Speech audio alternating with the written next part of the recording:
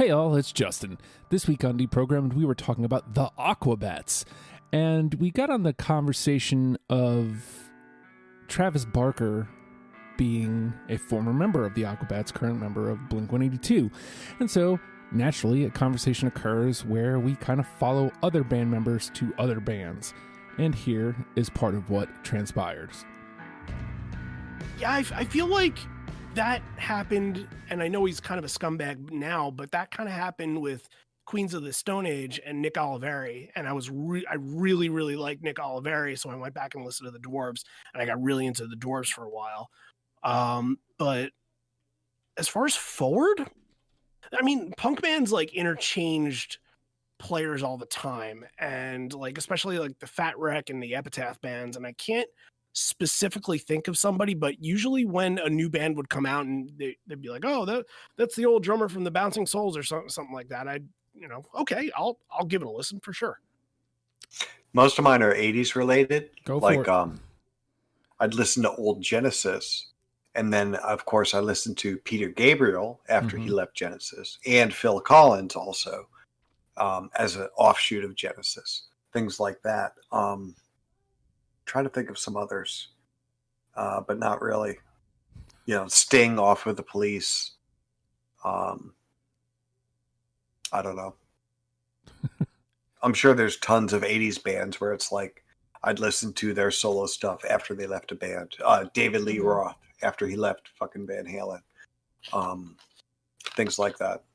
How about you guys did this recently? How about Oingo Boingo and then going and listening to all those what's called Danny Elfman soundtracks from what's his face? Yeah. God, I can't remember. Tim Burton from all the Tim Burton movies. Yeah. I wish I'd gotten in on that. Oingo Boingo. I fucking love Oingo Boingo so much. I was too late for Oingo Boingo.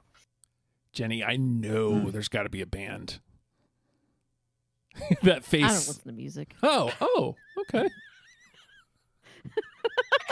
Wait, I don't know why you have me on this show. I don't know anything. Interesting. That's very interesting. Yeah.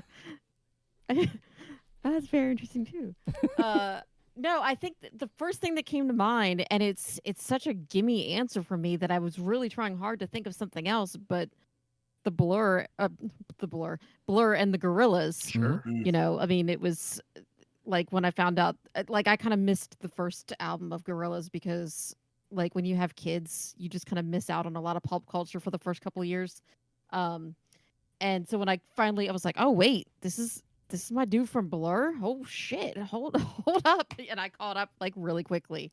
So like I said, it's really a gimme for me. But I mean, if we're talking about mega bands like that, then I think you have to mention Audioslave and just the combination of the latter half of Rage Against the Machine and then Chris Cornell. I think when that music video debuted, like 6 o'clock in the morning before I went to school on a Tuesday, whatever it was, I watched the video for Cochise and I was just like, oh, wow. I imagine what they can do with this talent. And Audioslave was great. I think they're underrated in the grand scheme of things. Tasted a little morsel of After the Fact number 56, which is available on my Patreon, patreon.com/ohhijustin.